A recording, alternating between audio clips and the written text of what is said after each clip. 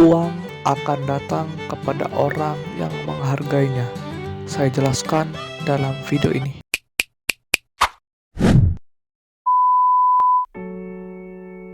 Uang memang bukan nomor satu dan segala-galanya.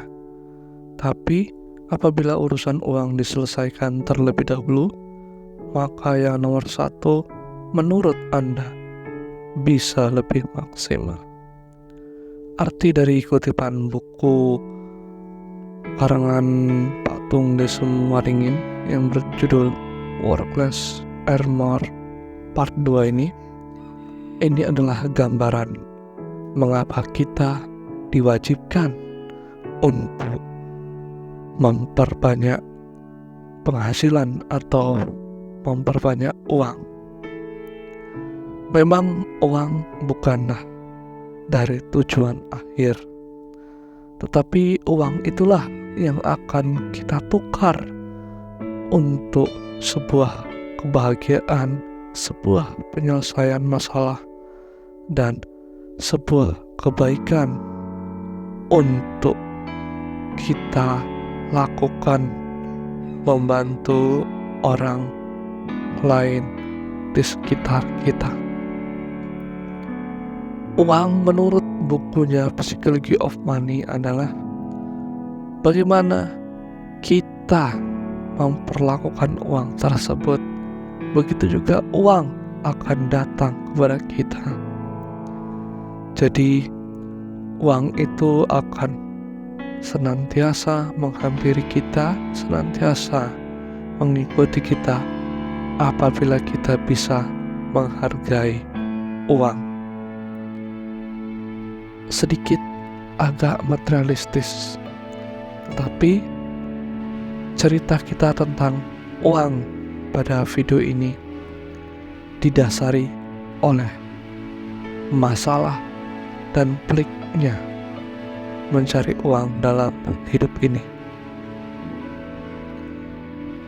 Kita cerita sedikit. Di Amerika pada zaman dulu ada seorang kaya raya yang menghambur-hamburkan uang. Bahkan di sebuah restoran dia membagi-bagikan sejumlah koin yang dibelinya, dan koin itu dia lempar-lemparkan ke dalam laut. Atau pada zaman sekarang ada kemiripan juga di video-video di Indonesia yang ada seorang bocil yang dijuluki Crazy Rich. Saya tidak paham namanya siapa, tetapi dia video di Instagram dia lempar-lemparkan uang ratusan ribu dari atas tebing. Jadi uang itu hanya terbuang sia-sia atau hanya berhamburan sia-sia. Di lain sisi ada seorang tukang ngepel atau cleaning service di sebuah SPBU yang mampu mengumpulkan kekayaan dari menabung. Nah, dari kesimpulan dua cerita ini bisa kita gambarkan bahwa perlakuan kita terhadap uang itulah yang mencerminkan diri kita akan uang tersebut. Uang tidak harus kita puja-puja, tidak harus kita diamkan saja tanpa harus kita gunakan. Tetapi menggunakan uang secara bijak itu jauh lebih bermanfaat untuk kita dan untuk orang-orang di sekitar kita. Menghambur-hamburkan uang hanya akan membuat kita semakin jauh dari uang tersebut. Jadi psikologi kita terhadap uang dan cara kita mencari uang, itulah diri kita pada saat ini. Jadi bagaimana kita untuk mengupgrade pengetahuan kita, dan kesadaran kita akan uang, tentu saja kita harus banyak belajar tentang bagaimana mengelola keuangan kita, manajemen keuangan kita, dan psikologi kita atau emosi kita mengelola keuangan dalam hidup kita. Sudah banyak sekali orang-orang hebat yang dulunya kaya raya, tapi kini malah mempunyai hutang dan miskin. Salah satu contohnya itu Mike Tyson, yang dulunya dari hasil bertinju dia bisa mengumpulkan uang sekitar, kalau dirupiahkan pada saat ini, kisaran 4 triliun lebih. Tetapi pada akhir karirnya dan sekarang dia masih mempunyai hutang. Itu mengapa? Uang yang banyak bukanlah jaminan kita untuk merdeka secara keuangan. Bahkan kita tidak akan kaya dengan uang tersebut. Tapi perilaku kita terhadap uanglah yang membuat kita itu bisa kaya. Uang sering dikaitkan dengan sumber kejahatan.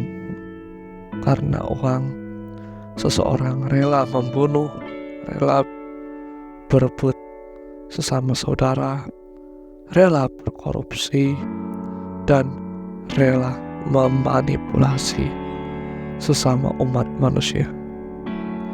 Tetapi apabila mindset kita, pikiran kita dirubah sedemikian rupa dari negatif menjadi positif, maka kita berpandangan terhadap uang.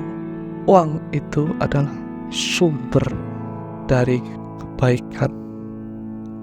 Dengan uang kita bisa membangun rumah ibadah, bisa membantu orang-orang fakir miskin, bisa membahagiakan keluarga kita, bisa membuka sebuah perusahaan yang nantinya akan menyerap tenaga kerja.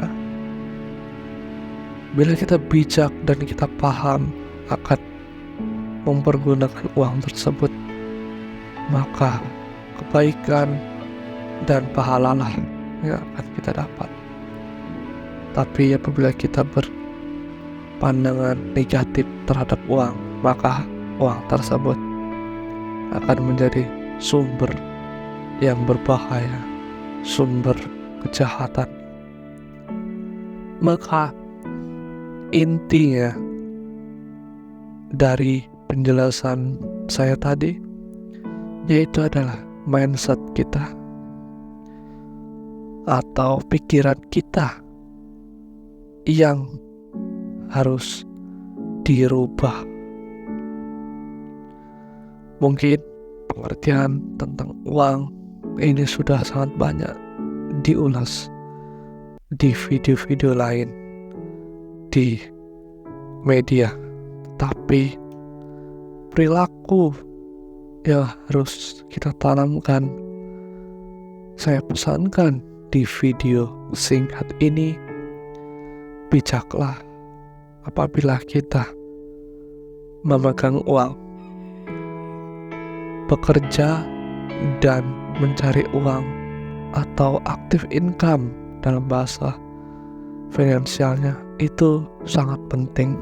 Mencari uang itu penting, punya gaji besar itu penting, tetapi kemampuan kita bisa mengelola uang yang kita hasilkan tadi itu jauh lebih penting. Kita bayangkan saja, kita sudah capek-capek mencari uang banting tulang sampai keringat cucuran, tetapi kita dengan mudah mempergunakannya untuk hal-hal yang tidak penting. Tentu sayang sekali, bukan? Ini bukan berarti kita belajar untuk pelit, tetapi belajar untuk menggunakan uang yang sudah kita hasilkan dari susah payah tersebut dengan cara yang lebih bijak dan terkontrol. Sekian dari pembahasan di video ini yang singkat, semoga bermanfaat.